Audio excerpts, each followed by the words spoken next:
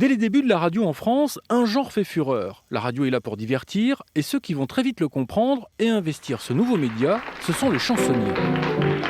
Ils sont les bouffons du roi, ils égratignent en faisant rire, ils égratignent évidemment le pouvoir. Les chansonniers, c'est une spécialité très française, leur âge d'or se situe plutôt dans l'entre-deux-guerres. Sur Radio Cité, dès 1935, ce sont ainsi les chansonniers en liberté. Sur Radio Luxembourg, dès l'après-guerre, ce sera le club des chansonniers. Parmi les nombreux salons et les nombreuses expositions qui se déroulent actuellement, je suis allé visiter un salon tout à fait particulier, celui-là, réservé d'ailleurs aux seuls chansonniers, c'est le salon des carrosseries d'actualité. J'ai vu le modèle Khrouchtchev, carrosserie rouge qui allie la grâce du car publicitaire à la finesse du bulldozer.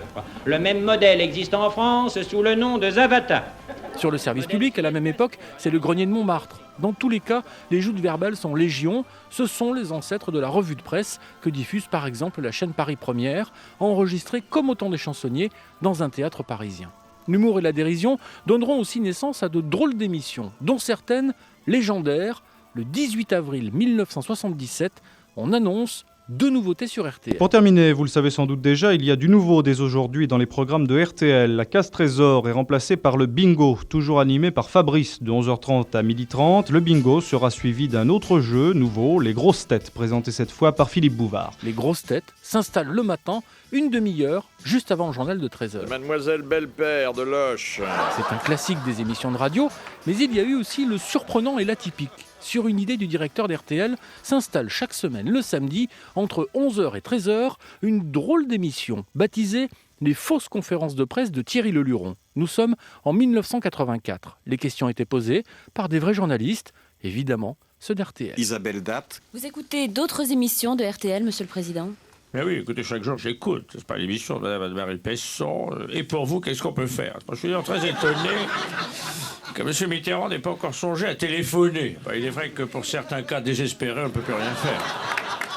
À l'écriture, Robert Lassus, rédacteur en chef à RTL et dernier collaborateur de Thierry Leluron, pour lequel il écrira les sketchs de ses derniers spectacles. Monsieur Chirac, le RPR dont vous êtes le responsable. Eh bien, je voudrais d'abord vous dire, monsieur Lassus, que le RPR, le Rassemblement pour la République, eh bien, un responsable jeune, actif, dynamique, lucide et présidentiable.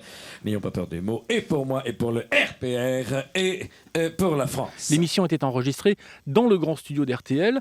Il suffisait d'une vingtaine de secondes, racontent les anciens, pour que, devant un public hilar, surgissent alors Valéry Giscard d'Estaing, François Mitterrand, Jacques Chirac, Raymond Barre, Jacques Chaban-Delmas. Qui frappe, pardon, en vous voyant, c'est votre éternelle jeunesse. Vraiment, c'est étonnant. Vous savez, mon cher Mazeral, peut-être maire de Bordeaux et ne pas pour autant prendre de la bouteille. Et bien sûr, Georges Marchais. Non mais c'est pas croyable.